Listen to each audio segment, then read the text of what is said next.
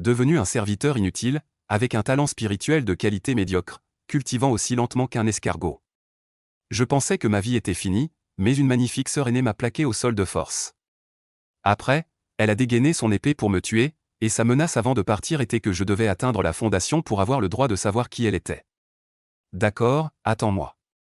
Ce qui est encore plus absurde, c'est que j'ai un petit arbre brisé dans ma tête, capable de transformer les pilules usées en fruits d'énergie spirituelle. À partir de ce jour, le fouet du gérant Gong et les pilules usées de la salle d'alchimie sont devenus les tremplins de ma revanche. Swoosh, une ombre verte traverse le ciel au-dessus de la porte de Qingjian. Je coupais du bois quand quelqu'un m'a poussé par derrière, je suis tombé par terre, avant même que je puisse réagir.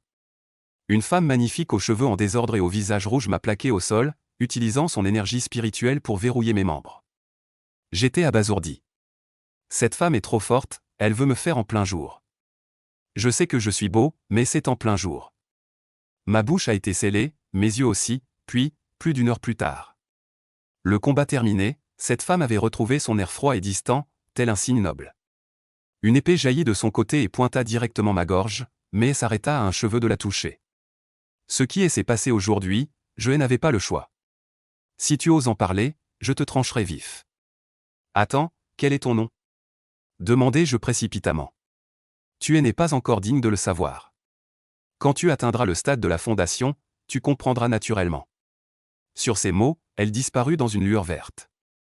Je me relevai et vis que mes vêtements étaient déchirés par elle. Fille sans cœur, après m'avoir eu, elle s'est enfuie sans même laisser son nom. Stade de la fondation, des accords. Tôt ou tard, je te clouerai sous moi aussi. Mais malgré mes insultes, je ne suis qu'un bon à rien avec un méridien de qualité inférieur des 5 éléments. Ma cultivation est déjà désespérément lente, et à 20 ans, je suis encore au premier niveau de la phase de l'énergie. Vouloir atteindre la fondation ? Un rêve. Dès à bord, survivre. Je repris la coupe du bois. Je suis un disciple serviteur de la secte du nuage azur, spécialement chargé de couper du bois. Ce travail est à la fois pénible et épuisant, personne ne veut le faire. On nous force à le faire. Elle m'a fait perdre plus d'1 heure, donc je n'aurai sûrement pas assez de bois. Effectivement, en fin d'après-midi, le contremaître Gong est venu avec des gens pour collecter le bois de chauffage. Dès qu'il a vu la quantité, il s'est énervé. Gu Xuansheng, pourquoi y a-t-il si peu de bois aujourd'hui ? Contremaître Gong, je ne me sens pas bien aujourd'hui, puis-je le rattraper demain ? Le contremaître Gong a ri d'un air mauvais, ce n'est pas impossible de faire une exception. Tu viens de toucher ton salaire du premier semestre hier, 6 pierres spirituelles de qualité inférieure. Donne-les-moi, et je réglerai cette affaire pour toi. Je suis resté figé, ces 6 pierres spirituelles sont toutes mes économies, je les utilise pour cultiver. Contremaître Gong, ces pierres me sont nécessaires pour ma cultivation. Avant que j'y ai fini de parler, un coup de fouet s'est abattu sur mon dos. Clac ! Du sang a jailli. Bon à rien. Cultiver, mon œil. Tu donnes ou tu donnes, il n'y a pas d'autre choix. Encore 2 coups de fouet. Regardant son visage répugnant, j'y ai serré les dents et lui ai lancé le sac en tissu.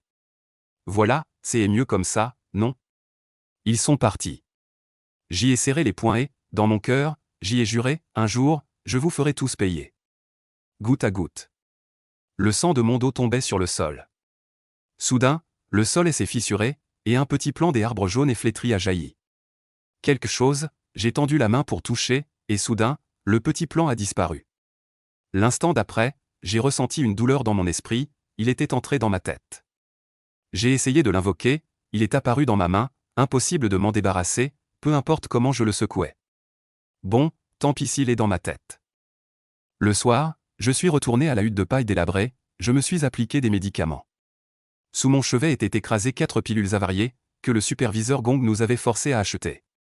Une pierre spirituelle chacune, en réalité toutes des rebuts. Les vraies pilules de condensation d'énergie coûtent 100 pierres spirituelles pièce. Je n'osais pas les manger, mais je ne pouvais pas les jeter non plus.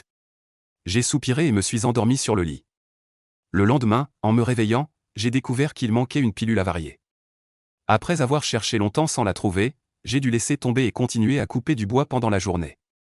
Le superviseur Gong m'a encore assigné un nouveau venu pour travailler avec moi, nommé Wang Feiyu, avec une racine spirituelle de terre de qualité extrême. Malheureusement, sa racine spirituelle était brisée, le condamnant à rester au stade de la condensation d'énergie pour toujours. Le soir, en rentrant, je me suis soudain rappelé du petit plan dans ma tête. J'ai plongé ma conscience dans mon esprit, et sur une branche tordue, était accroché un petit fruit blanc. J'ai invoqué le jeune arbre et cueilli les fruits. L'énergie spirituelle était si dense qu'en les avalant d'un coup, un flot d'énergie spirituelle a instantanément envahi mes membres. C'était si agréable que mon corps en tremblait. 1 heure plus tard, toute la fatigue avait disparu, et j'étais plein d'énergie. J'ai soudain pensé, est-ce que la pilule défectueuse disparue a été absorbée par le jeune arbre, pour se transformer en ce fruit d'énergie spirituelle? Je me suis empressé de sortir les 3 pilules défectueuses restantes et de les approcher du jeune arbre. Une racine a soudain bougé, étendant d'innombrables radicelles pour envelopper les pilules défectueuses et les avaler. En effet. J'ai aussi donné les 2 autres. Il y avait 6 racines en tout, capables d'absorber 6 pilules à la fois. Le lendemain matin, 3 fruits d'énergie spirituelle blanche pendaient aux branches tordues. Ce jeune arbre est un trésor. Des pilules défectueuses achetées avec une pierre spirituelle peuvent se transformer en 3 fruits d'énergie spirituelle, c'est un bénéfice énorme. Les jours suivants. Le jour, je coupais du bois la nuit, je raffinais les fruits d'énergie spirituelle. Mais ma racine spirituelle de qualité inférieure était trop médiocre, l'énergie spirituelle fuyait partout pendant l'absorption. Sur les 10 parts d'énergie spirituelle des autres, je ne pouvais en retenir que 3 ou 4. J'ai mangé tant de fruits spirituels, mais ma cultivation n'est passée que du début au milieu de la phase de condensation d'énergie, et les pilules avariées sont presque épuisées. Il faut que je me procure plus de pilules avariées. Wang Feiyu a dit qu'un serviteur, furieux, avait jeté des pilules avariées au pied d'une montagne, au moins 30 ou 40. Je suis allé les chercher en secret la nuit, après 5 jours, j'en ai enfin trouvé une dizaine. Alors que je m'apprêtais à rentrer, un bruit de déchirure dans le ciel a retenti. Quelqu'un a atterri à une centaine de mètres, je me suis vite accroupi derrière un grand arbre, puis une autre personne est descendue. Junior Zhao, j'ai déjà contacté un cultivateur solitaire du chemin démoniaque. Dans 3 jours, nous tendrons une embuscade sur le chemin que Tang Liang empruntera pour quitter le secte. À ce moment-là, tu feras semblant de perdre face au cultivateur solitaire, laissant Tang Liang se faire tuer. Les trésors seront à nous 2. Voici de la poudre de pistache. Saupoudre-la sur Tang Liang au départ, et le cultivateur solitaire pourra le trouver. Voici 1000 pierres spirituelles, la moitié pour payer le cultivateur solitaire, une moitié pour chacun. Je n'ai osé sortir qu'après leur départ. Tang Liang, un disciple de la division des pilules de la secte externe, semble être une bonne personne. Dois-je l'avertir? Moi, un simple serviteur, qui me croira? Et pire, il pourrait me tuer pour faire taire. Mais en pensant à mes racines spirituelles de rebut, sans risque, il n'y aura jamais d'issue, j'ai décidé de tenter ma chance.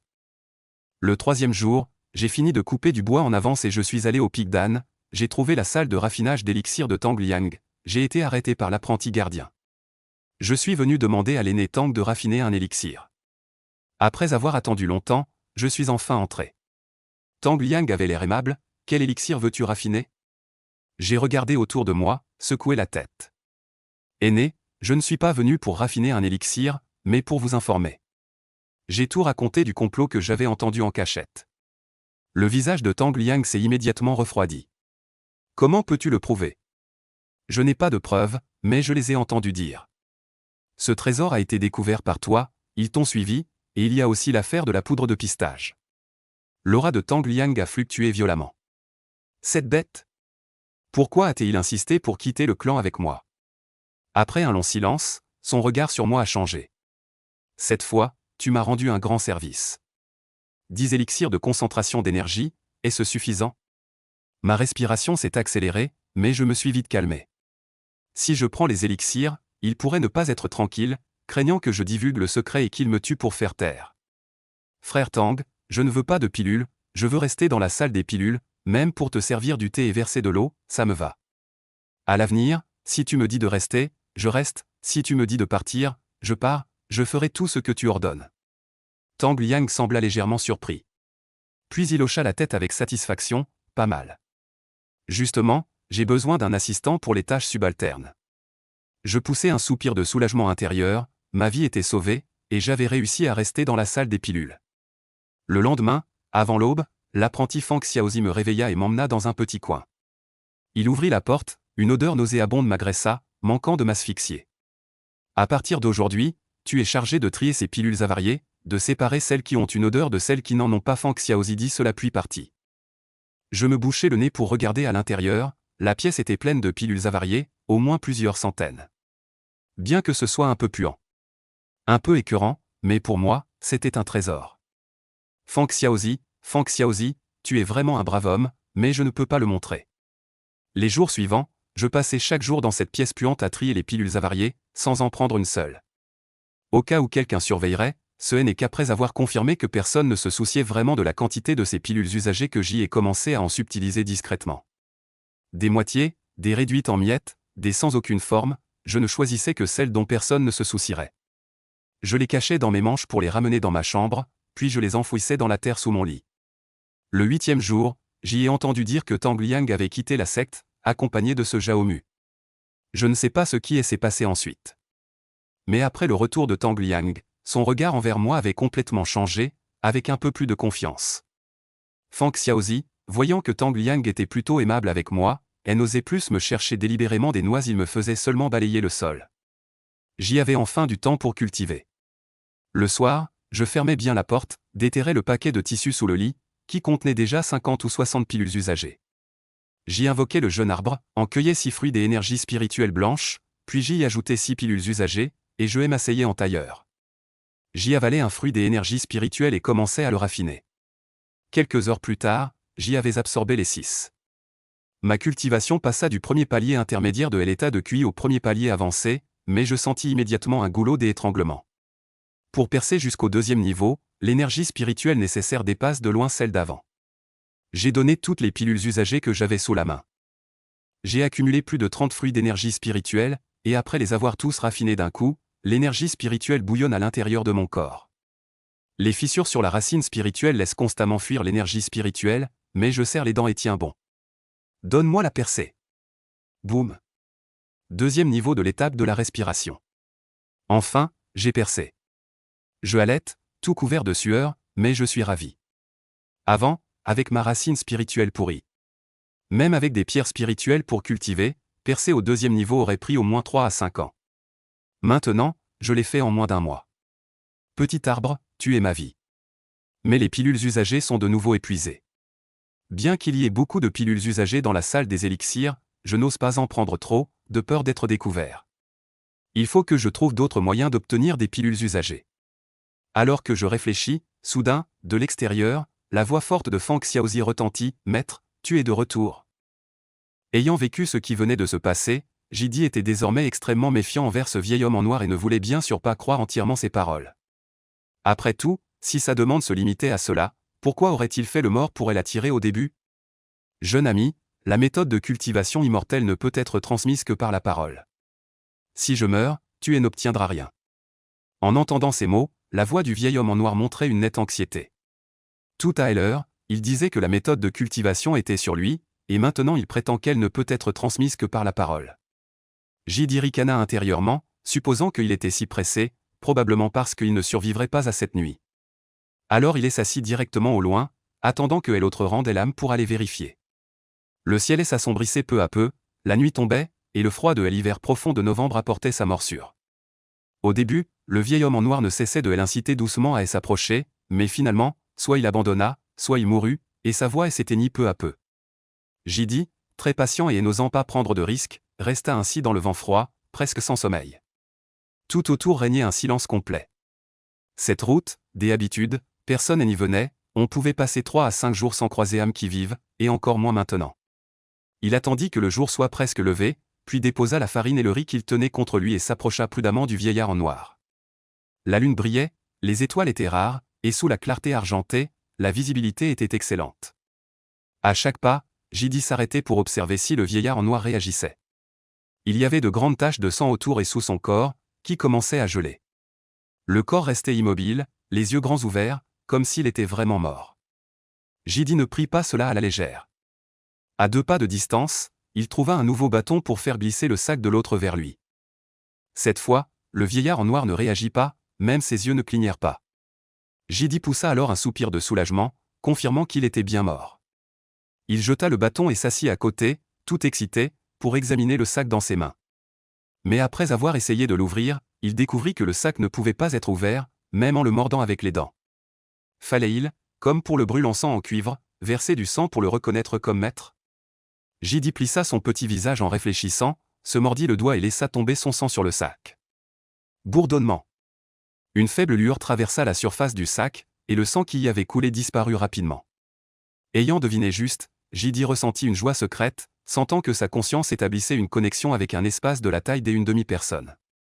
Il pouvait voir à l'intérieur plusieurs ensembles de vêtements, un petit livret bleu, un ordre noir, quelques plantes semblant être des herbes médicinales, ainsi qu'une dizaine de pierres blanches. Ainsi, les objets étaient tous dans ce sac. Serait-ce l'espace personnel d'un immortel? Jidi fut ravi, il avait déjà entendu dire que les immortels possédaient un espace personnel, et ce sac était très probablement un artefact spatial de ce genre. Je me demandais s'il contient des méthodes de cultivation immortelle. Réprimant son excitation, Jidi savait aussi que ce n'était pas le moment d'examiner ce qu'il avait obtenu. Profitant qu'il ne faisait pas encore jour, il trouva un bâton maniable et creusa un trou à proximité.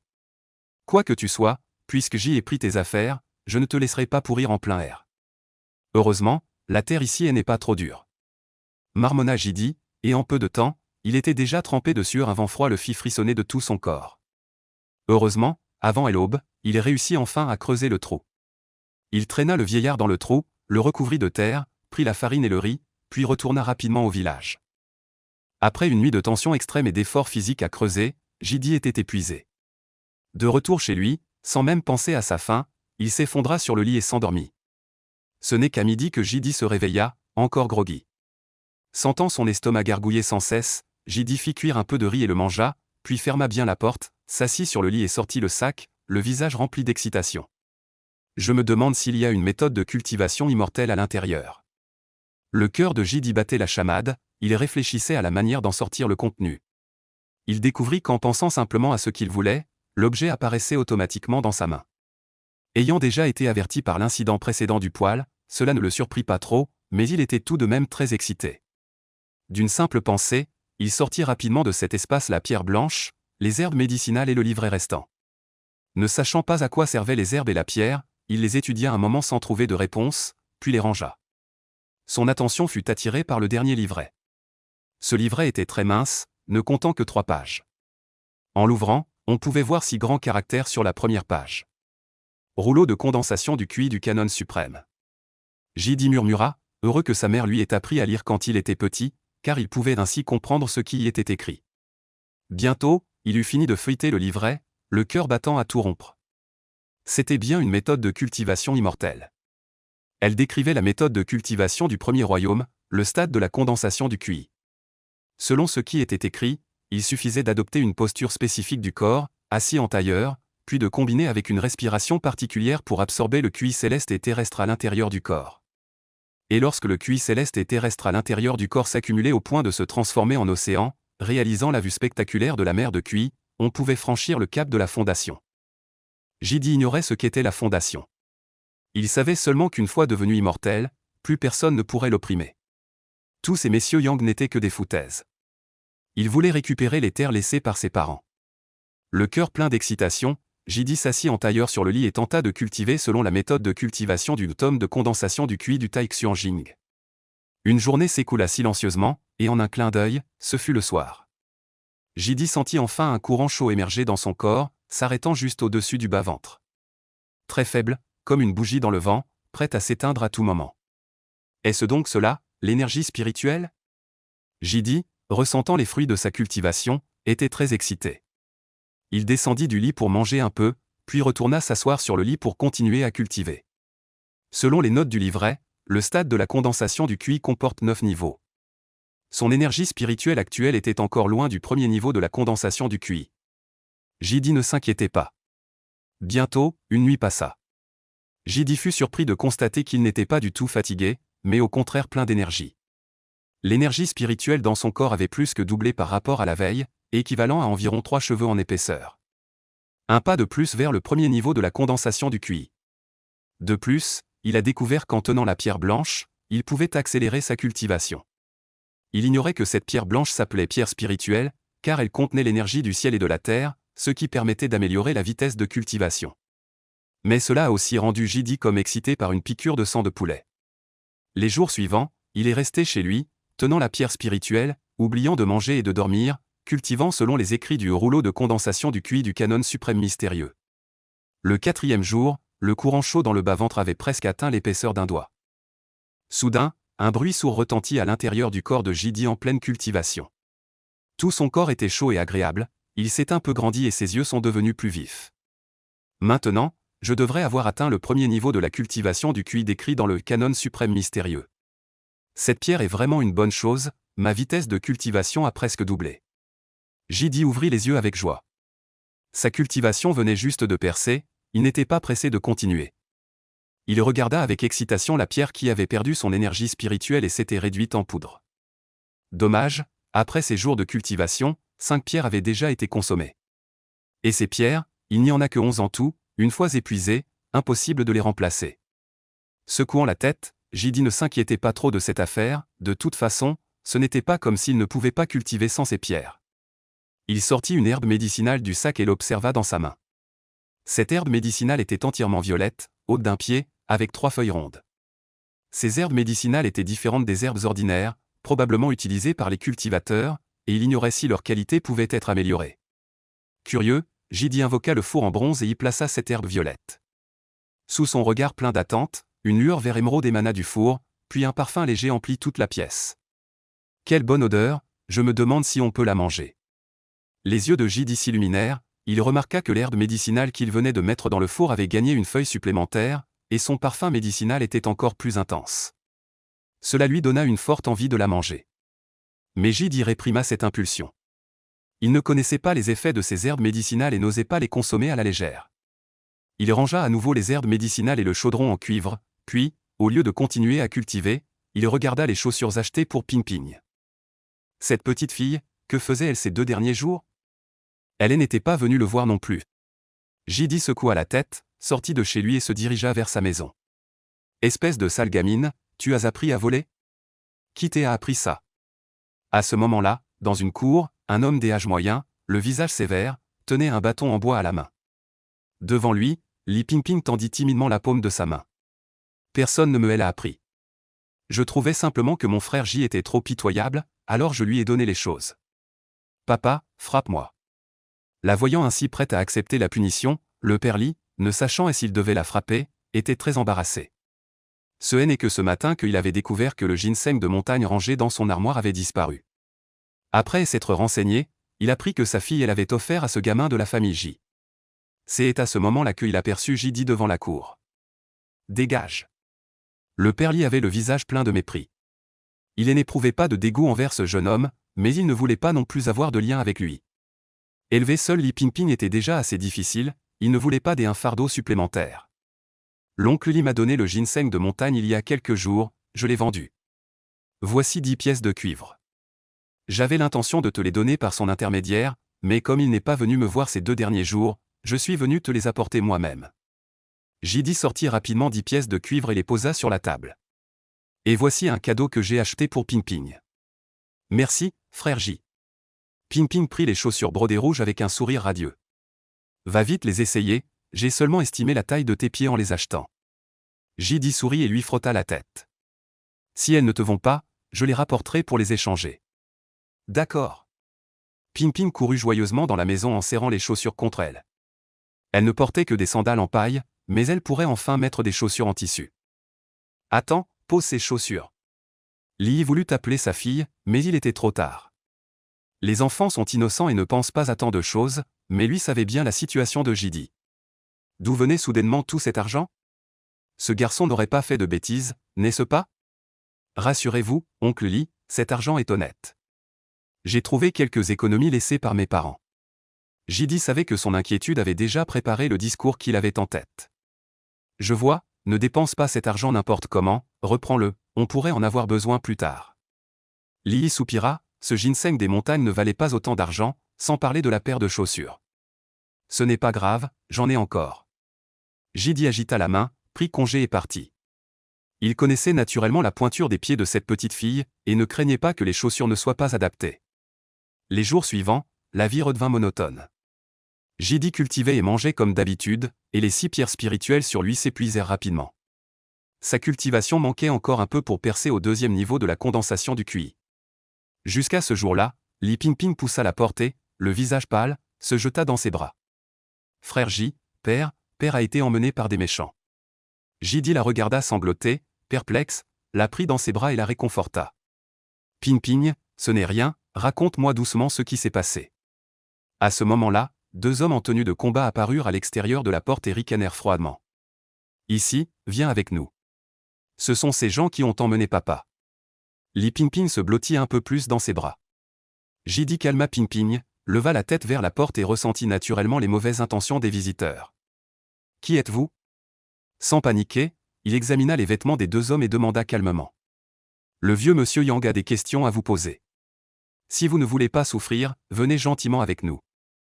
Un des hommes, habitué à être autoritaire, vit que ce paysan osait encore l'interroger et afficha un air mécontent. Le vieux monsieur Yang veut me poser des questions. Serait-ce lié au vieillard en noir? Jidi fut surpris et, instinctivement, associa cette affaire au vieillard en noir, le cœur rempli d'inquiétude. Frère J ait peur, dit Li Pingping, blotti dans ses bras, inquiète pour son père. Ce n'est rien, Pingping. Avec ton frère, allons voir. Jidi la rassura et décida de suivre les 2 hommes pour voir. Dès ailleurs, ces 2-là ne lui laisseraient clairement pas la chance de refuser. Vous avez décidé ou pas? Un homme robuste pressa. Jidi ne dit rien, tenant une bouteille, et suivit les 2 hommes. Il ne leur demanda pas où ils l'emmenaient, car même s'il le faisait, ils ne répondraient probablement pas. Il les suivit simplement et remarqua que le village était silencieux, sans une âme en vue, comme si tous les villageois avaient été emmenés. Voyant l'ampleur de leur déploiement, Jidi ne put s'empêcher de froncer les sourcils. À ce moment-là, sur la place à l'extérieur du village, une foule se pressait, vieillards, enfants, femmes et hommes robustes, tous rassemblés, le visage empreint de confusion et de peur.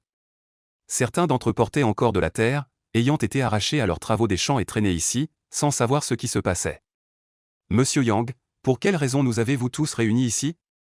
Le chef du village de Wen était un vieillard sexagénaire. Il se tenait devant un homme au visage joufflu, adoptant une posture très humble. Car tout autour se trouvaient des hommes robustes au regard menaçant. Chef du village, ne vous inquiétez pas.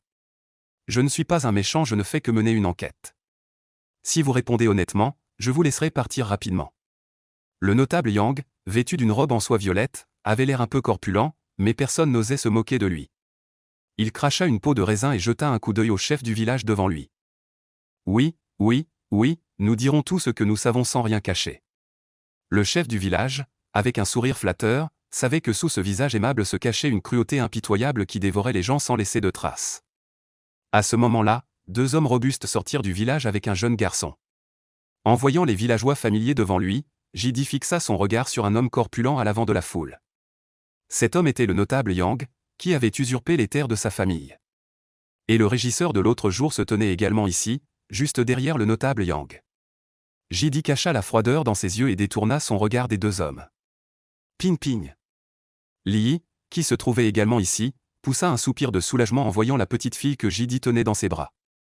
Oncle Li, Jidi le salua, s'approcha et posa Ping à terre. Les 2 hommes robustes qui avaient amené Jidi s'avancèrent alors devant le notable Yang et dirent respectueusement. Le seigneur Yang et les 310 villageois de Wen sont tous arrivés. Pourquoi cela a-t-il pris autant de temps? Le seigneur Yang le regarda froidement. Votre serviteur mérite la mort, le grand homme baissa précipitamment la tête.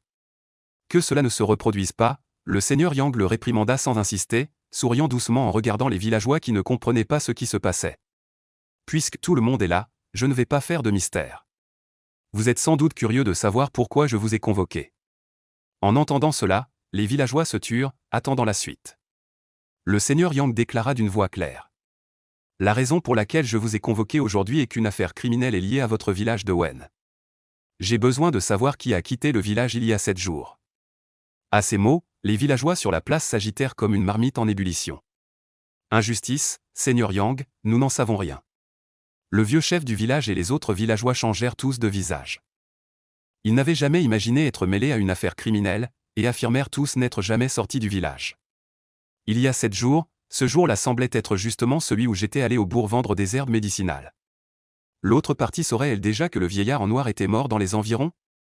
Jidi remarqua cette date, baissa la tête sans montrer d'anomalie. Li, à côté, avait aussi noté cela et le regarda discrètement.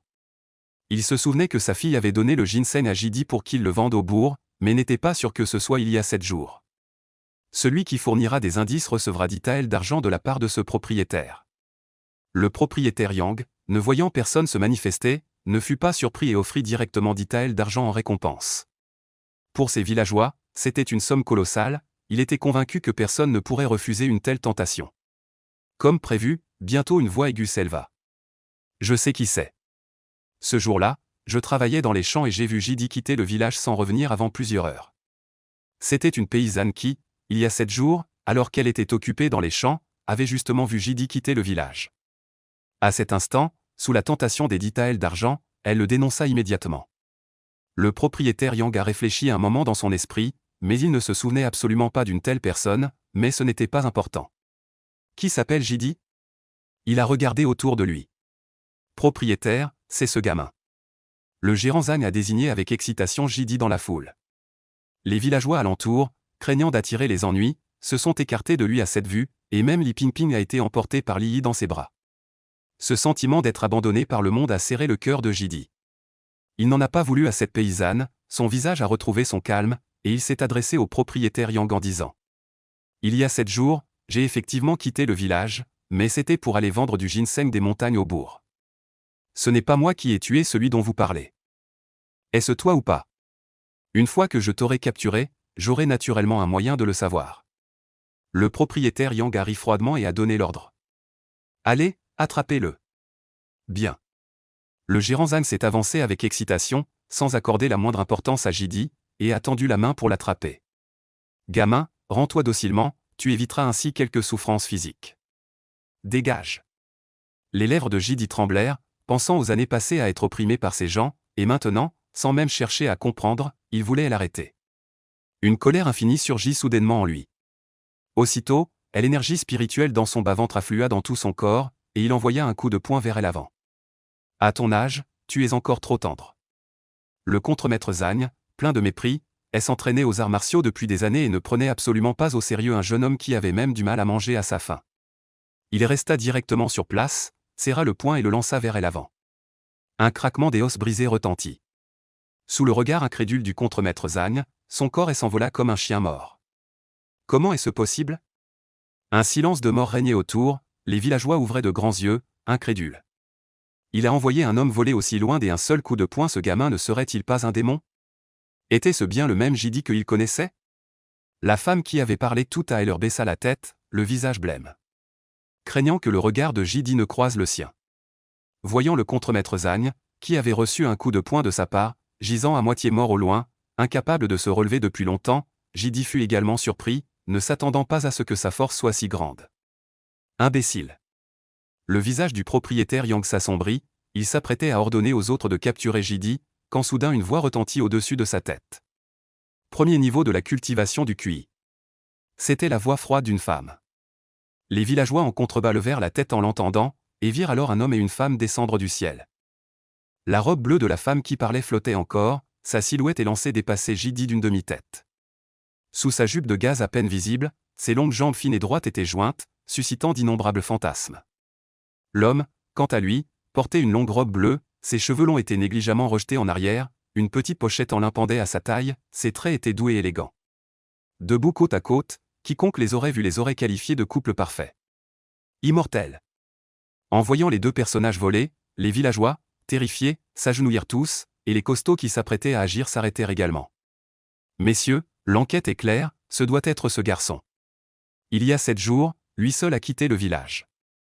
Même le riche Yang, autrefois si arrogant, affichait désormais une expression obséquieuse, sans la moindre honte.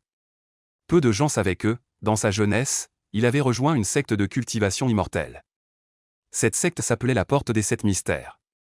Ce nom était exactement le même que la Porte des 7 Mystères mentionnée précédemment par Zhang Feng. Cependant, en raison de son manque de talent, il n'avait jamais réussi à progresser dans la voie de la cultivation, passant toute sa vie à la périphérie de la secte, gérant quelques affaires dans le monde profane. Quant aux 2 personnes devant lui, elles étaient des membres centraux de la secte. D'un simple geste, il pouvait décider de sa vie ou de sa mort. Sir Song, qu'en pensez-vous? L'homme et la femme, traités comme des immortels, étaient habitués à de telles scènes. Leurs regards indifférents parcouraient Jidi, qui se tenait devant eux. Celui qui parlait était un jeune homme nommé Zushu. Il tourna la tête vers la femme à côté de lui et demanda doucement. Ces 2 personnes sont très fortes. Sous leur regard, Jidi sentit son cœur frémir, comme s'il faisait de nouveau face au vieillard en noir. À cet instant, son cœur sombra immédiatement au plus profond de l'abîme. Il ne savait pas qui étaient cet homme et cette femme qui apparaissaient soudainement, mais il voyait bien qu'ils semblaient être de mèche avec le vieux Yang. Oui, c'est bien lui, c'est sûr. Le frelon tracker a détecté sur lui l'odeur de Zhang Feng. Apparemment, le sac de rangement de Zhang Feng est sur lui. La femme appelée Sœur Song s'appelle en réalité Song Jia. Ses traits sont extrêmement beaux, sa peau est blanche, mais ses yeux et ses sourcils ont une froideur supplémentaire. Un insecte blanc se tenait au bout de son doigt, battant des ailes, ressemblant un peu à une sorte de guêpe. Cet insecte s'appelle le frelon tracker, un animal spirituel extrêmement rare. Il n'a pas de capacité de combat, mais son odorat est extrêmement sensible. C'est grâce à lui que les deux ont trouvé le corps de Zhang Feng, ce qui a conduit le vieux Yang à rassembler tous les villageois et à déclencher toute cette série d'événements. J'ai effectivement vu le corps de Zhang Feng, mais ce n'est pas moi qui l'ai tué. Je peux vous rendre le sac de rangement. Jidi avait un jugement extrêmement précis de la situation. En entendant les paroles de cette femme, il comprit immédiatement que cet insecte avait un effet de pistage. Il supposa que le petit sac dont les deux hommes parlaient était celui qu'il avait trouvé sur le vieil homme en noir. Sans montrer la moindre réticence, il le sortit immédiatement de sa poitrine et le leur tendit. Ce qui était important à l'intérieur, c'étaient les techniques de cultivation et les pierres spirituelles. Ces dernières, il les avait toutes utilisées pour acheter des herbes médicinales, et ne connaissant pas leur utilité, il n'en ressentit pas trop de regrets. Assez perspicace, Zhu Shu le regarda avec surprise, mais ne prit pas son sac, disant « Sois tranquille, nous ne sommes pas venus pour venger Zhang Feng, car celui qui l'a blessé, c'était nous. Ce type a volé une herbe médicinale de notre secte. Cette fois, nous venons uniquement pour cette herbe. Vérifie dans ton sac si tu as une plante ressemblant à une liane verte. Tout le reste, considère-le comme ta récompense. » D'accord. Jidi, d'une pensée, fouilla dans cet espace, trouva parmi une multitude d'herbes une liane verte, la sortit et la leur tendit. Merci pour ta coopération. Zhu Shu leva la main d'un geste, et la liane fut aspirée dans sa main par une force mystérieuse. Après l'avoir examinée 2 fois pour confirmer qu'elle était correcte, il la rangea dans son sac de rangement. Partons, petite sœur Song. Attends, frère Zhu, cette personne devrait être un disciple de Zhang Feng. Il vaut mieux ne pas laisser de nuisibles. Song Jia jeta un coup d'œil à Jidi, une lueur meurtrière traversant ses yeux. Ces paroles glacèrent Jidi jusqu'aux os, réalisant profondément ce que signifie le cœur d'une femme est le plus venimeux. Il ne put s'empêcher de l'injurier. Femme, je n'aurais jamais imaginé qu'une si belle apparence cache un cœur de serpent et de scorpion. De toute façon, cette femme allait le tuer, autant se défouler un peu. Tu cherches la mort. Song Jia, le visage froid, leva la main pour l'exécuter sur le champ. Petite sœur Song, attends. Zhu Shu secoua la tête pour l'arrêter. Cette personne a dû tomber par hasard sur le cadavre de Zhang Feng après sa mort. Sinon, avec son caractère, comment aurait-il laissé passer une chance de survivre? Il l'aurait probablement tué pour absorber sa vitalité, puis massacrer ce village pour récupérer ses forces. Bien que Jidi ne comprenne pas ce que absorber sa vitalité signifiait, il saisit le sens général de la phrase et en ressentit une peur rétrospective. Pas étonnant que ce vieux bonhomme l'ait toujours poussé à s'avancer ce jour-là. Il voulait en fait le dévorer pour retrouver sa vitalité. Cette sensation d'avoir frôlé la mort en un instant lui fit blêmir le visage. Mais cet homme a pratiqué la technique de notre secte. Comment la transmettre à autrui? Song Jia, les sourcils froncés, refusait toujours d'abandonner. Tout à l'heure, Jidi elle avait insulté, et elle avait déjà conçu l'intention de le tuer. La voyant toujours obstinée, Jidi se tendit à nouveau et tourna son regard vers le jeune homme. C'est vrai, même si Zhang Feng est un traître, il a tout de même pratiqué la technique des 7 mystères. Puisque ce garçon a hérité de sa technique, qu'on le ramène à la secte. Zhu Shu jeta un coup d'œil à Jidi, réfléchit un instant, puis prit sa décision. À son âge, même s'il se lançait dans la voie de la cultivation, il était déjà trop tard pour accomplir grand-chose. Mais puisque le frère aîné en parle ainsi, qu'on le ramène. Song Jia secoua la tête, jeta un regard indifférent à Jidi, et ne dit plus rien. De toute façon, une fois de retour à la secte des 7 mystères, elle aurait bien des moyens de s'amuser avec ce garçon. Allons, Zhu Shu ne perdit pas de temps et, sans se soucier des autres, attrapa Jidi par le col et s'envola dans les airs. Les 2 hommes, dans leur conversation, n'avaient pas demandé l'avis de Jidi. À leurs yeux, Jidi n'était qu'un homme qui avait eu la chance de s'engager sur la voie de la cultivation, et son destin pouvait être décidé à volonté. Dans les hauteurs, un vent violent et glacial soufflait en plein visage. C'était la première fois que Jidi ressentait la sensation de voler. Les yeux grands ouverts, il se vit voler dans le ciel, tandis que le village de Wen, sous ses pieds, devenait peu à peu un petit point. L'esprit émerveillé, il était aussi un peu étourdi. Il ne s'attendait pas à quitter le village de Wen dans de telles circonstances. Il n'avait même pas encore récupéré les terres laissées par ses parents. Si tu ne veux pas devenir aveugle plus tard, il vaut mieux fermer les yeux. Au bout d'un moment, les yeux de Jidi, rougis et piquants à cause du vent, se fermèrent immédiatement après avoir entendu ces mots. La secte des 7 mystères est située dans la région de Kangzhou. Ces 5 sommets sont enveloppés de brume toute l'année, tels 5 piliers célestes. Au milieu, une rivière printanière coule d'ouest en est, traversant les 5 pics, les divisant en rives nord et sud. Les 2 pics de la rive sud appartiennent à la secte extérieure des 7 mystères, tandis que les 3 de la rive nord sont des lieux de retraite pour les disciples principaux et les anciens de la secte.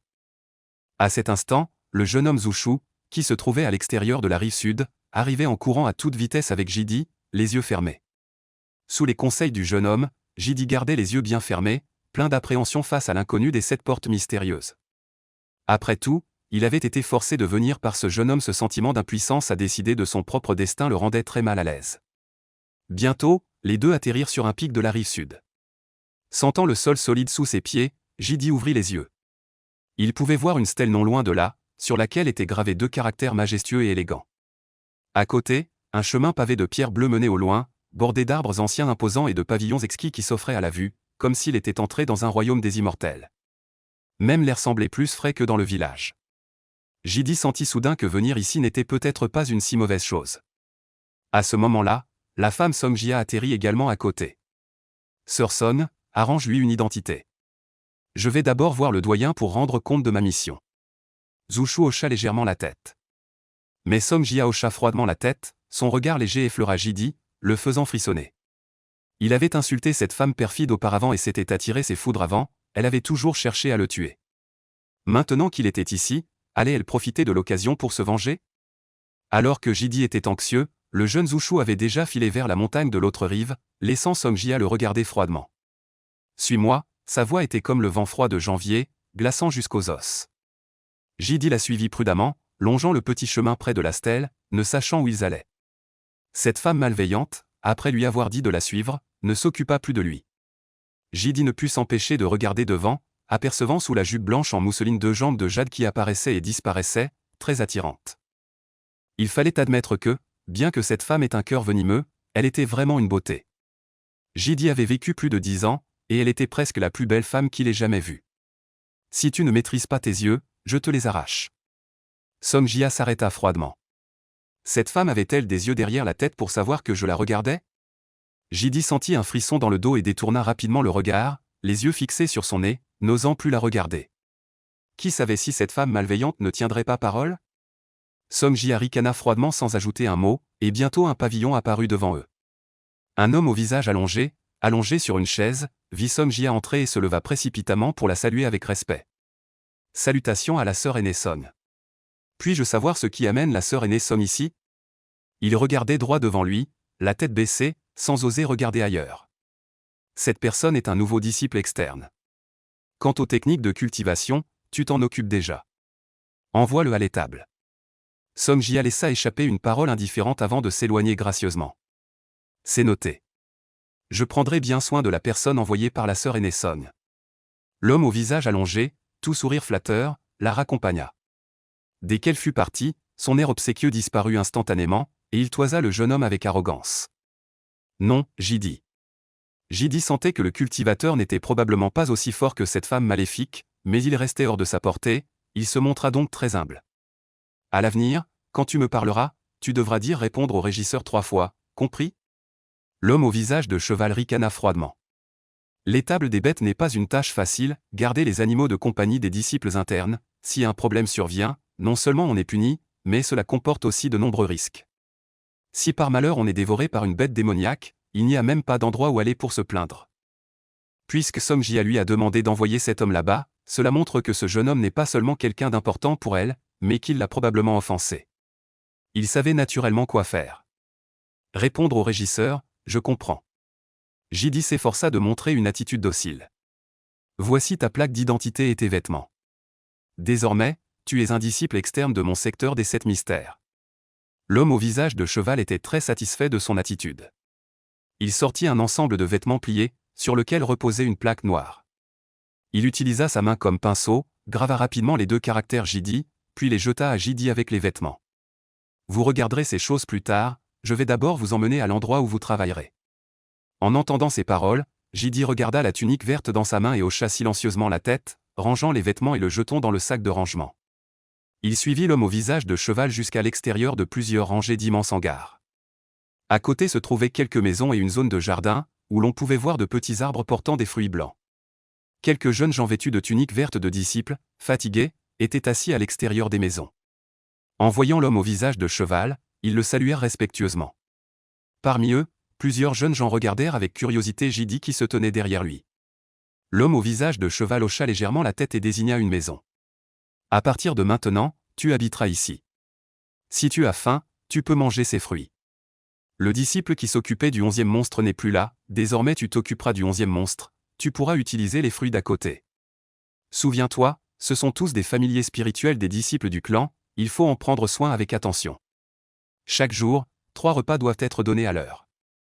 En plus, tous les 7 jours, il faut les baigner une fois et nettoyer leur compartiment. Bien sûr, ce n'est pas gratuit, chaque mois, la secte donne aux disciples 3 pierres spirituelles. En dehors de cela, tu es libre de disposer de ton temps. Bien sûr, si la tâche assignée n'est pas accomplie ou si un problème survient, tu n'en tireras rien de bon. L'homme au visage de cheval, après avoir averti JD et donné quelques détails, quitta l'étable. Une fois qu'il fut loin, plusieurs disciples à côté se rapprochèrent rapidement, regardant JD avec curiosité. Nouveau venu, comment t'appelles-tu ? Est-ce que tu as offensé le responsable ? Sinon, pourquoi serais-tu affecté à l'étable ? Ils parlaient tous en même temps, disant sans exception que cet endroit n'était pas un bon lieu, ce qui rendit JD perplexe. Ce n'est que nourrir des bêtes, quoi de difficile là-dedans ? JD posa sa question avec perplexité. Quand il était petit, sa famille avait un bœuf de labour, il connaissait bien cela, c'était presque un retour à ses anciennes occupations. Bien que les bêtes ici soient plus précieuses et qu'il faille les laver, c'est juste un peu plus compliqué, sans grande difficulté, non ? Tu ferais mieux de te débrouiller tout seul. Le disciple qui s'occupait du 11e monstre est parti il y a 2 jours seulement, tu devrais aller voir par toi-même. Un jeune homme au visage délicat regarda avec insistance la cabane à côté. Au début, chaque disciple qui venait ici pensait que ce travail était très simple, mais après avoir vu ces créatures, il restait sans voix. En voyant leur air mystérieux, JD ressentit aussi une inquiétude et entra dans la cabane pour voir de quoi il retournait. C'était cette femme qu'il avait désignée pour venir à l'étable, et il l'avait effectivement offensée. Cette femme ne cherchait-elle pas à se venger ? À l'intérieur de la cabane, il y avait des box individuelles, qui ressemblaient à des cellules de prison, avec des plaques numérotées accrochées au-dessus, et on entendait les rugissements des bêtes sauvages provenant des box. Quand JD vit ce qui était enfermé dans les box, il resta figé sur place. Putain, je dois laver ces créatures. Je dois les laver et en plus entrer pour nettoyer ? JD regarda le tigre entièrement blanc, enchaîné par des chaînes de fer, dans le box de gauche, et ses yeux faillirent lui sortir de la tête. Il pensait que ce qu'il élevait était du bétail ou des animaux domestiques, mais il ne s'attendait pas à ce que ce soit des tigres. Ouh ! À ce moment, un hurlement de loup provint d'une autre pièce séparée. Il y a aussi des loups ? Ce loup, pourquoi est-il si grand ? JD, en voyant ce loup qui faisait bien la taille d'un homme, devint livide. En pensant aux paroles de l'homme au visage allongé, son cœur se serra. Il leva la tête pour regarder le numéro de la stalle. Numéro 3. Heureusement, ce n'est pas celui dont je m'occupe. Il prit une profonde inspiration pour calmer ses émotions. JD s'enfonça dans la grange pour chercher la stalle numéro 11 dont il s'occupait, et son humeur se détendit peu à peu. Dans certaines stalles, il y avait des animaux normaux, comme des grues blanches, mais leur taille semblait démesurée, plus grande que lui. J'espère que la bête démoniaque que j'élève sera normale. JD pria en silence et aperçut bientôt la stalle numéro 11.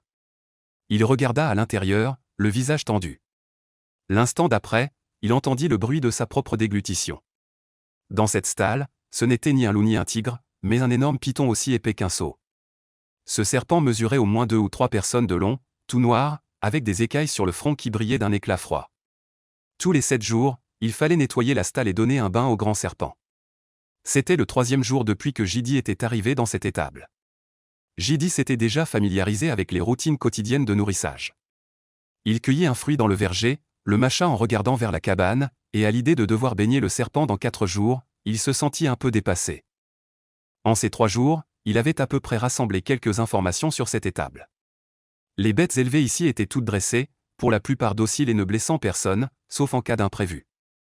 Mais cela n'incluait absolument pas celle qu'il élevait. Il paraît que cette bête avait récemment arraché le bras du disciple chargé de s'en occuper, de manière brutale. Rien qu'en y pensant, Jidi en frissonnait d'effroi. De plus, c'est le familier d'un disciple très célèbre, on ne peut pas le battre.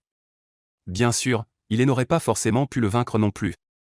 Dès après ce qu'il avait compris ces 2 derniers jours, les bêtes de cette écurie étaient toutes des bêtes démoniaques. Les bêtes démoniaques sont des animaux qui, par hasard, ont absorbé l'énergie du ciel et de la terre et se sont engagés sur la voie de la cultivation. Et les bêtes démoniaques de cette écurie étaient toutes au niveau de la période de condensation du QI. On disait que la bête qu'il élevait était déjà au sommet du 3e niveau de la condensation du QI. Impossible de la vaincre. Après avoir fini un fruit, Jidi ne put s'empêcher de se frotter les joues. Il prit un panier de fruits, entra dans la cabane, se tint devant la 11e stalle, et les versa tous à l'intérieur. Mais le grand serpent noir ouvrit seulement ses yeux froids pour le regarder, puis les referma, ignorant les fruits par terre. « Mange si tu veux, sinon tant pis. » Jidi le regarda. Ces 2 derniers jours, il avait essayé de bien s'entendre avec lui, mais l'autre ne lui prêtait aucune attention. Sur le moment, il ne s'en soucia pas et sortit directement de la cabane.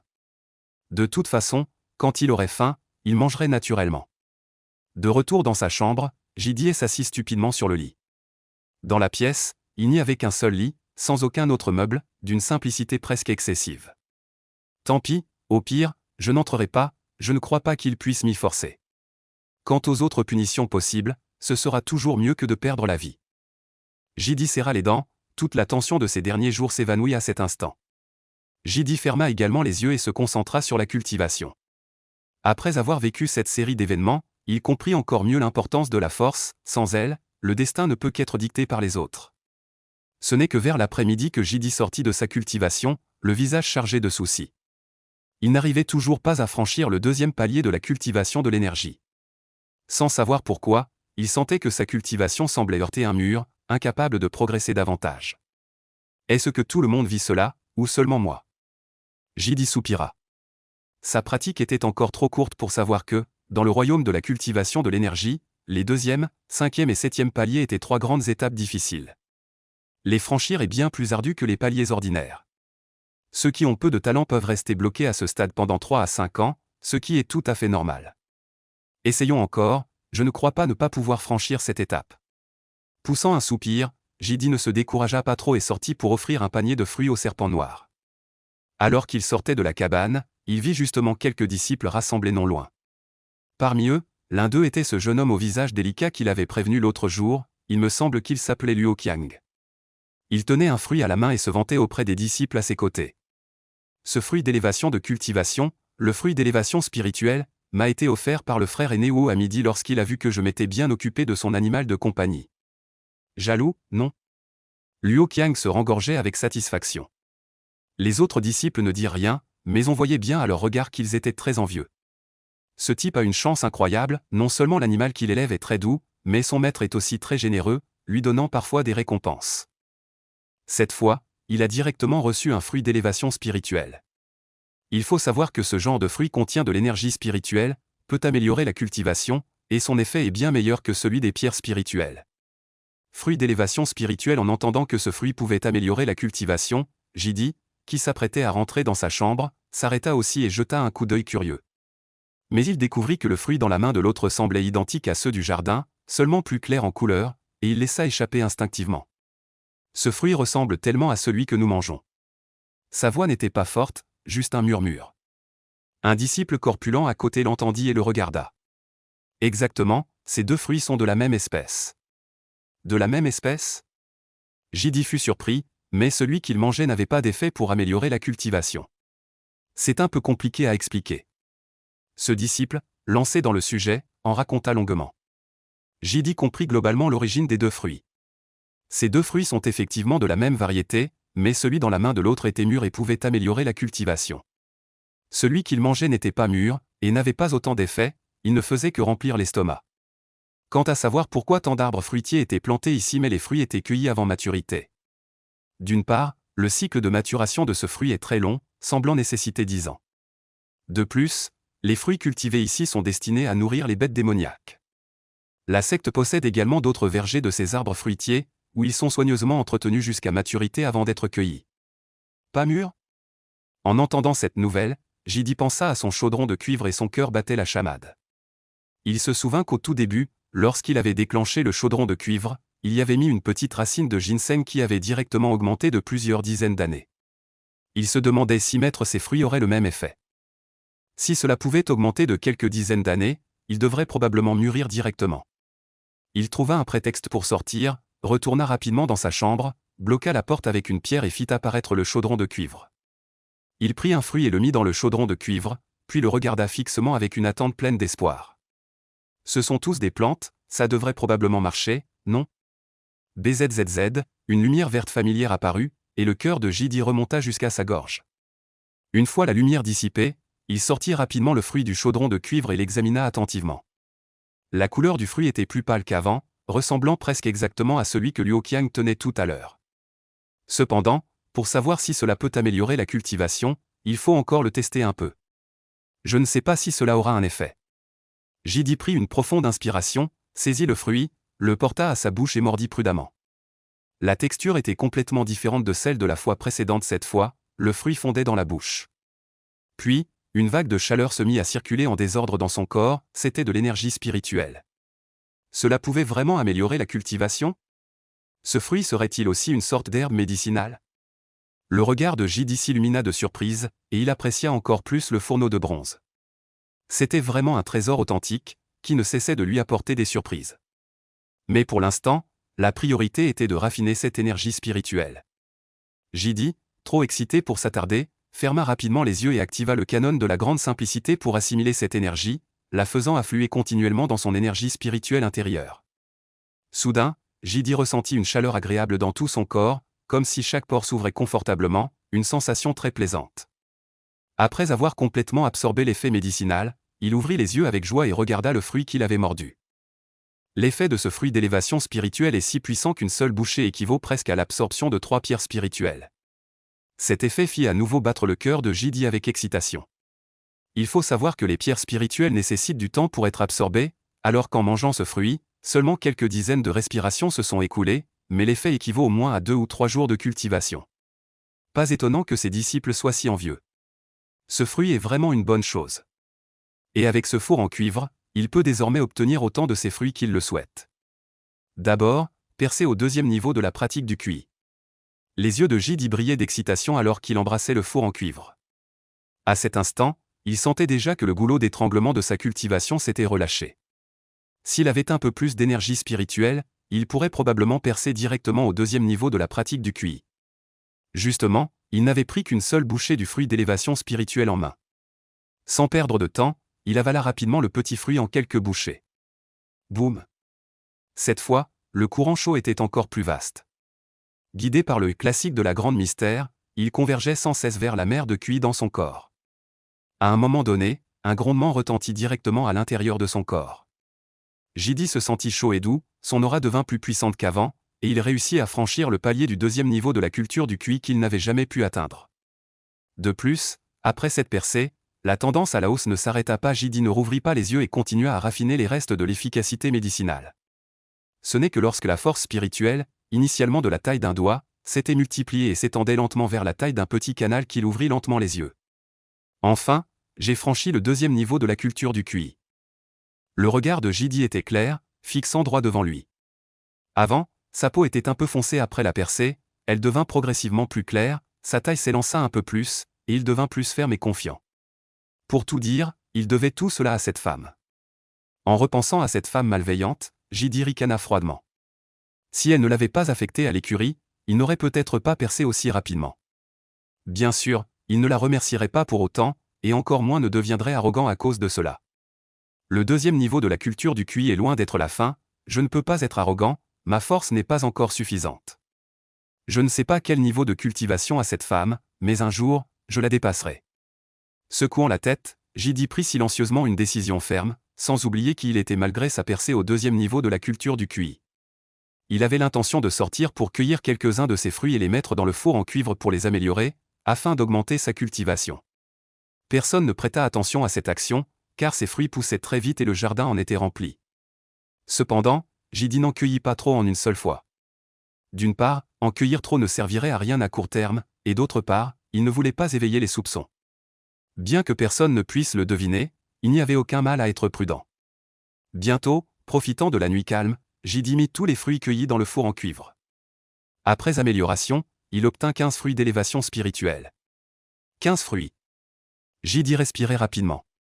En plein jour, Luo Qiang n'avait obtenu qu'un seul fruit d'élévation spirituelle, et pourtant tant de disciples l'avaient envié.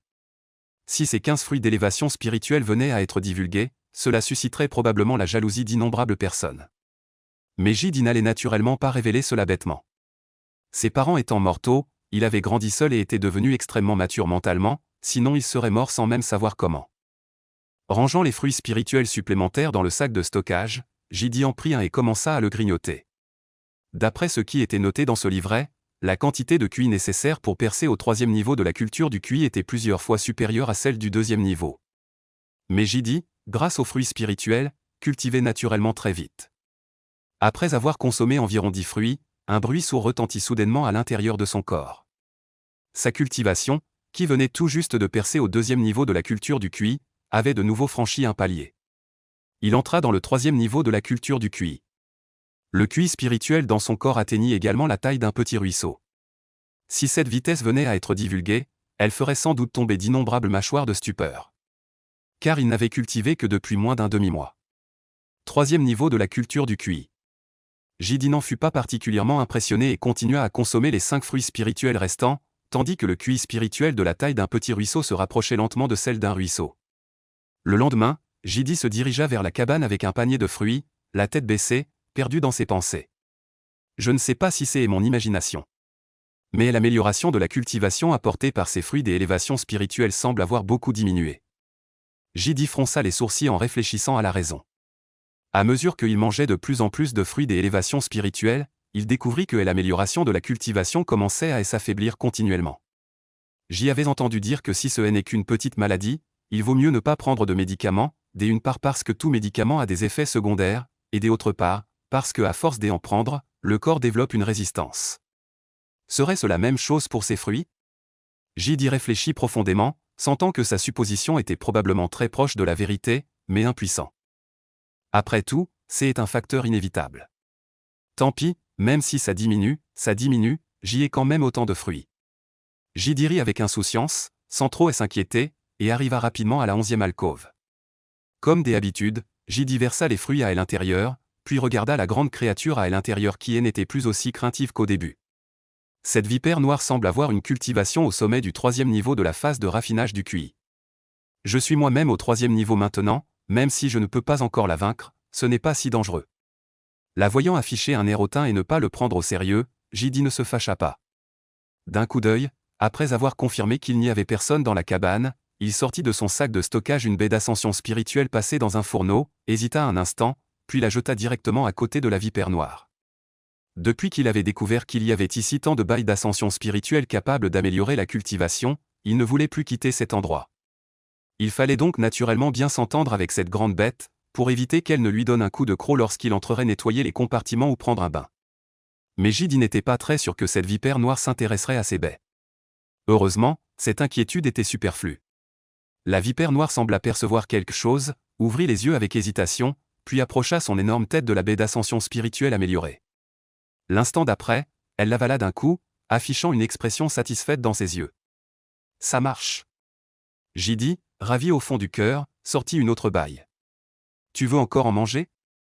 On dit que les bêtes spirituelles au stade de la respiration ont une intelligence comparable à celle d'un enfant de 3 ans, mais on ne sait pas si elle peut comprendre le langage humain.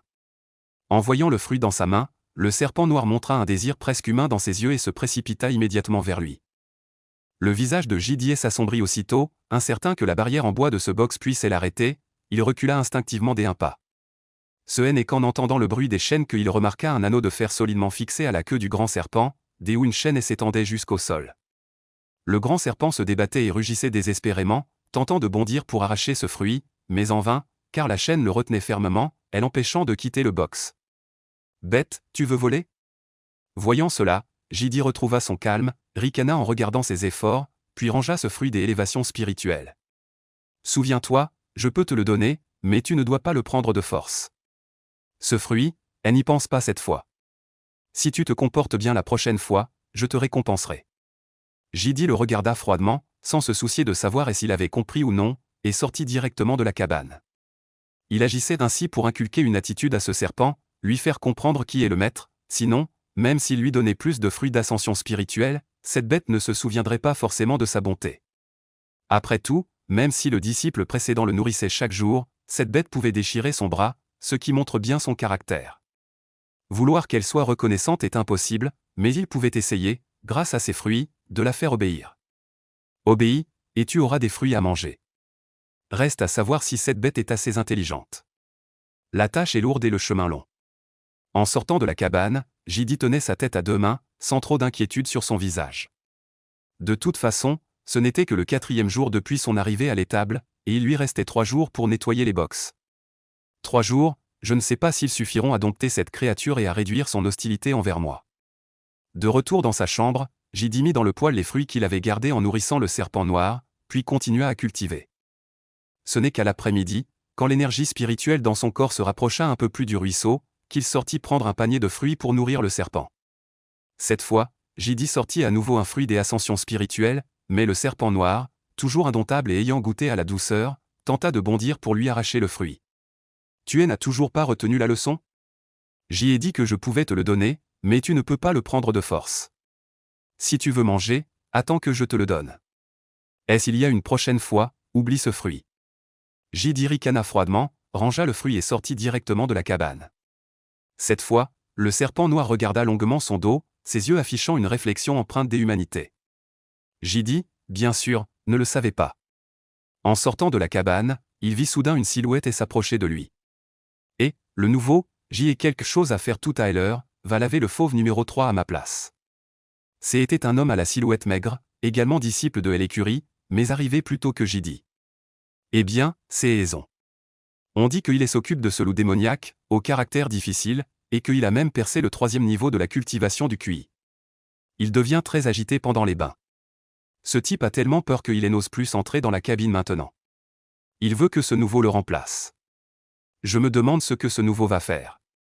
Sa cultivation semble n'être qu'au 1er niveau de la phase QI, il n'osera probablement pas désobéir aux ordres de l'autre.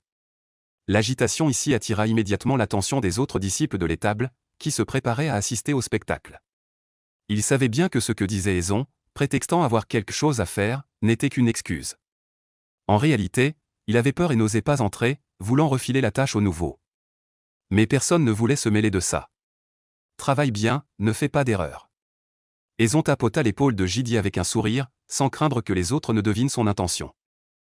De toute façon, même si ce gamin au 1er niveau de la phase QI le savait, il n'oserait pas refuser. Je dois encore cultiver, je n'ai pas le temps.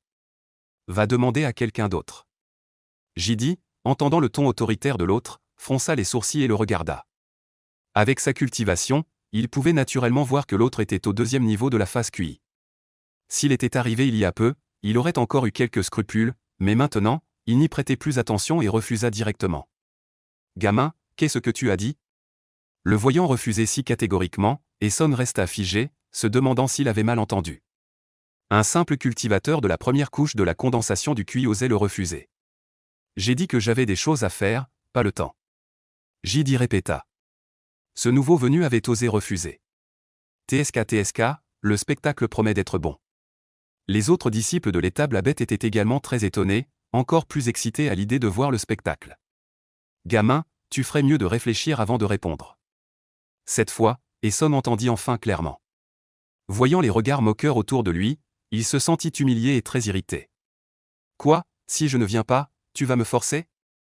Jidi ricana, trop paresseux pour lui répondre, et passa devant lui pour rentrer dans sa chambre. Ce n'est pas à toi de décider.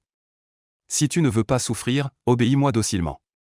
Le visage de Aison s'assombrit, sa main attrapa soudainement l'épaule de Jidi, mais ce dernier, plus rapide, recula pour l'éviter, le regardant avec un froncement de sourcils. Tu oses agir dans la secte? Tu n'as pas peur d'être puni par la secte? Ce genre de broutille, tant qu'il n'y a pas de mort, qui s'en soucie? Aison ricana froidement, le voyant esquiver, un peu surpris mais sans s'en soucier, et dit avec condescendance. Je te donne une dernière chance, soit tu vas docilement laver la bête démoniaque pour moi, soit je te tabasse d'abord. Je ne choisis aucune des deux options. Jidi dit calmement, alors aujourd'hui je vais t'apprendre les règles, te faire comprendre ce que signifie respecter les anciens et la force qui prime. Eson, fou de rage, riait se jeta sur lui, mais Jidi esquiva soudainement son attaque avec aisance. Tu esquives plutôt bien. Avant qu'il n'ait fini sa phrase, il ressentit soudain une douleur au ventre, son corps vola comme une crevette arquée sur plusieurs mètres, s'écrasa lourdement au sol, le visage rempli d'effroi. Impossible, comment peux-tu être aussi fort? Sa voix était entrecoupée de halètements de douleur. Dégage, et ne m'embête plus la prochaine fois. Jidi, en tant que personne concernée, resta très calme, baissa les yeux sur l'autre, puis s'éloigna directement, sans du tout se soucier de lui. Le visage de Eson passait du vert au blanc en regardant la silhouette de Jidi disparaître peu à peu derrière la porte, puis il se releva en boitant, une profonde rancune brillant dans ses yeux. Eh bien, Eson, qui l'eût cru? Tu voulais intimider un nouveau venu, mais c'est toi qui as reçu une leçon de sa part. Certains disciples le regardèrent avec sarcasme, ajoutant du sel sur ses blessures. Mais ce nouveau venu, quel est son niveau de cultivation? A-t-il déjà franchi le deuxième palier de la pratique du QI? Les autres disciples de l'étable étaient également très émus. Eson, le visage sombre, ne répondit pas. Aujourd'hui, c'est vraiment une humiliation éclatante. Tout est de la faute de ce petit salaud. Petit salaud, attends, je ne te laisserai pas t'en sortir. Eson cacha sa rancune dans ses yeux et, sous les moqueries des autres disciples, prit un outil et entra dans la cabane. Peu après, un cri de douleur retentit de l'étable. Quand Eson en sortit en boitant, ses vêtements étaient marqués de multiples traces de griffures ensanglantées, et son visage, défiguré, portait une empreinte de griffes sanglantes. Jidi, qui n'y prêtait aucune attention, retourna dans sa chambre et continua à prendre des fruits d'élévation spirituelle pour améliorer sa cultivation. À ce moment-là, dans une petite pièce, un disciple de l'étable des bêtes rapportait l'incident à l'homme au visage de cheval. En apprenant que Eson avait tenté de forcer Jidi à nettoyer son box par la force, mais avait été vaincu par lui, l'homme au visage de cheval fut quelque peu surpris. En si peu de temps, il a franchi le deuxième palier de la culture du QI et a vaincu Eson.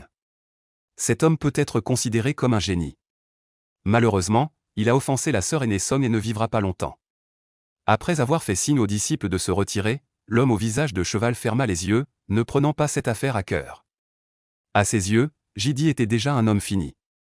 Après tout, la bête qu'il avait assignée à Jidi était réputée pour sa férocité, même son maître ne pouvait rien y faire.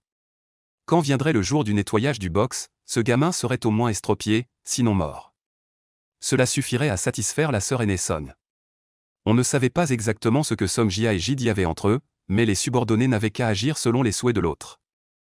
S'il pouvait obtenir la faveur de l'autre, son cultivation et son statut pourraient peut-être s'élever, et il pourrait même entrer dans la secte interne. Le lendemain, à midi, Jidi se tenait devant le 11e compartiment et versa un panier de fruits à l'intérieur.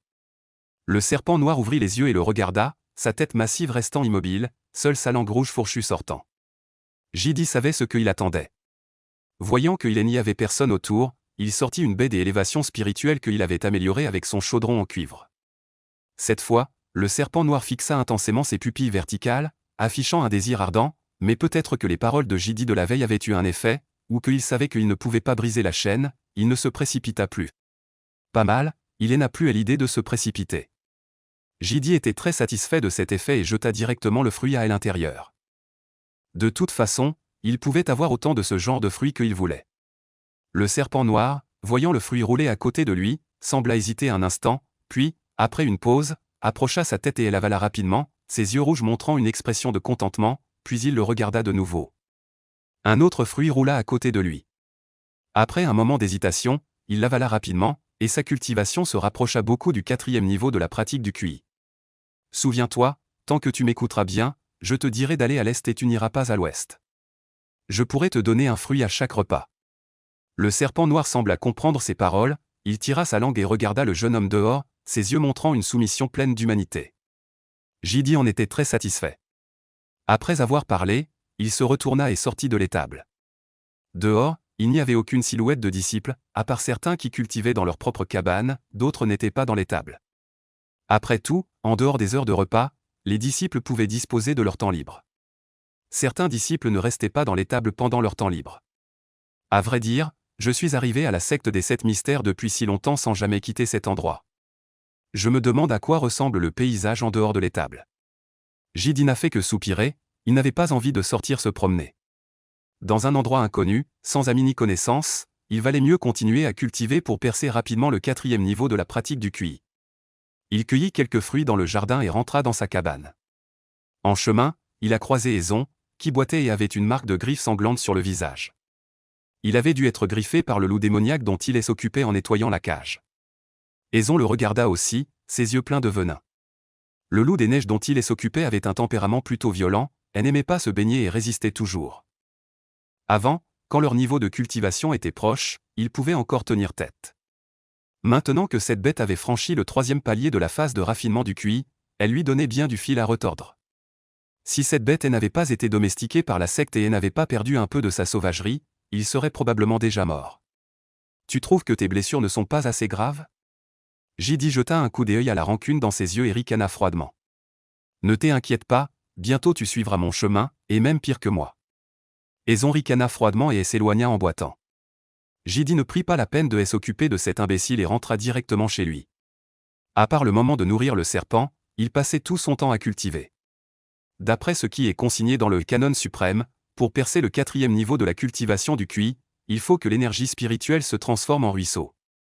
Comme son nom l'indique, cela signifie que l'énergie spirituelle dans le corps atteint le niveau d'un ruisseau. Actuellement, l'énergie spirituelle apportée par un fruit d'ascension spirituelle n'est plus que la moitié de ce qu'elle était au début. Jidi a estimé grossièrement que pour transformer l'énergie spirituelle en ruisseau et percer le 4e niveau, il lui faudrait encore raffiner au moins 30 fruits d'ascension spirituelle. Bien sûr, tout en améliorant sa cultivation, il n'a pas oublié de dompter le serpent noir. Désormais, ce serpent noir est de plus en plus docile envers lui. En un clin d'œil, c'était déjà le 7e jour depuis son arrivée à l'étable. Jidi était assis sur le lit, sans ressentir le passage du temps, les yeux fermés, tandis que son aura ne cessait de croître.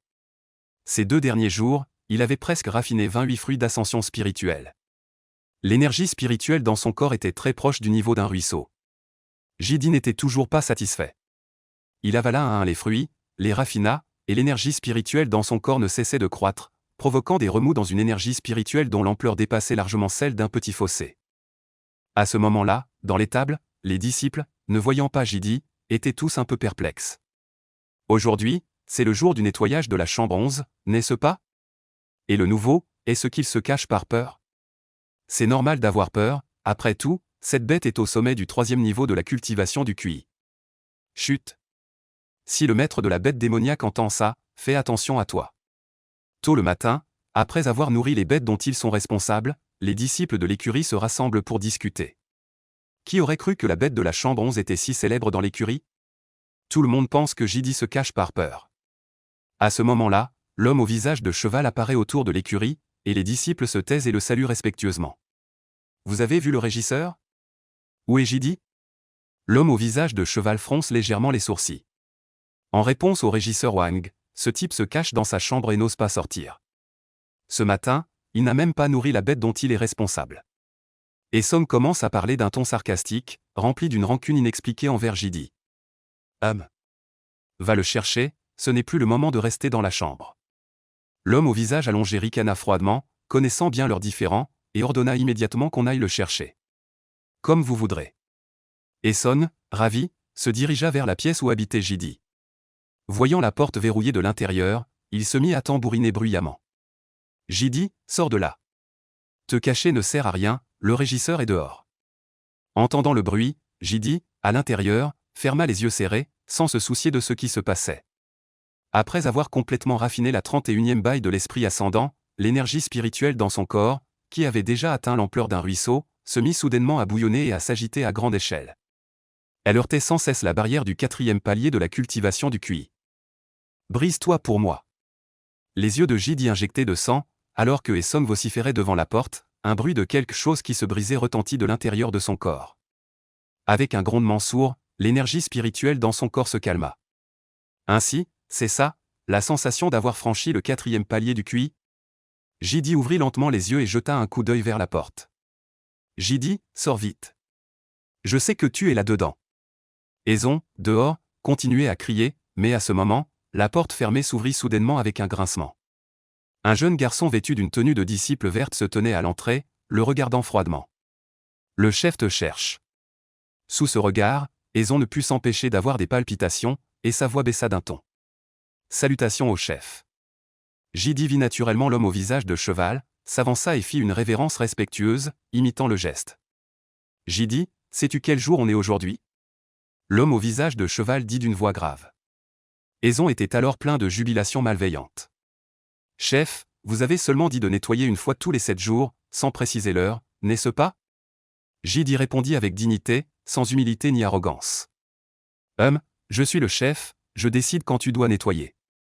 L'homme au visage de cheval se renfrogna. Oui. Jidi baissa les yeux. Après avoir franchi le 4e palier de la cultivation du QI, il pouvait vaguement sentir que l'autre était un peu plus puissant que lui, probablement au sommet du 4e palier. Ne voulant pas non plus offenser l'autre, il puisa un seau d'eau, prit une brosse, un balai et d'autres outils, puis entra dans la cabane jusqu'à l'extérieur du box numéro 11. Le serpent noir, le voyant arriver, ouvrit les yeux et darda docilement sa langue fourchue. C'est la première fois que tu fais ça, je vais te surveiller. Si tu oses paresser ou tricher, ne t'attends pas à ce que je sois indulgent. L'homme au visage de cheval, d'un ton solennel, le suivit à l'intérieur. Éson, plein de ressentiment envers lui, ne manquerait naturellement pas cette occasion, sans compter quelques disciples curieux. Mais dès qu'ils croisèrent le regard du serpent noir, ils sentirent un froid monter de leurs pieds, et personne n'osa proposer son aide. La férocité de ce serpent était bien connue. Entre, dit l'homme au visage de cheval en jetant un coup d'œil à l'intérieur. Oui, Jidi fit un salut en joignant les mains, ouvrit la porte du box et entra. Regardant la grosse bête non loin, il prit plusieurs profondes inspirations, posa le seau et les autres outils, ne gardant que le balai, et s'avança lentement.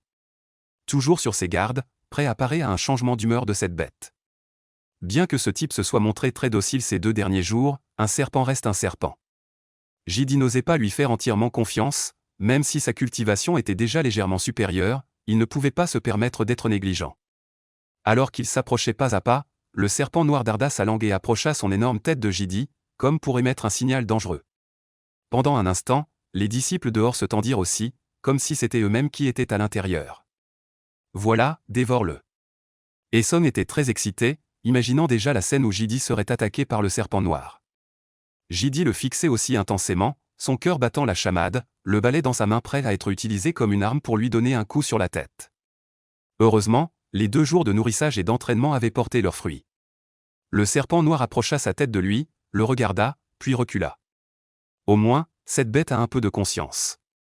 Jidi se détendit inconsciemment, marmonna, puis sortit un panier de fruits de son sac de stockage et le plaça devant le serpent noir, y mêlant un fruit d'ascension amélioré.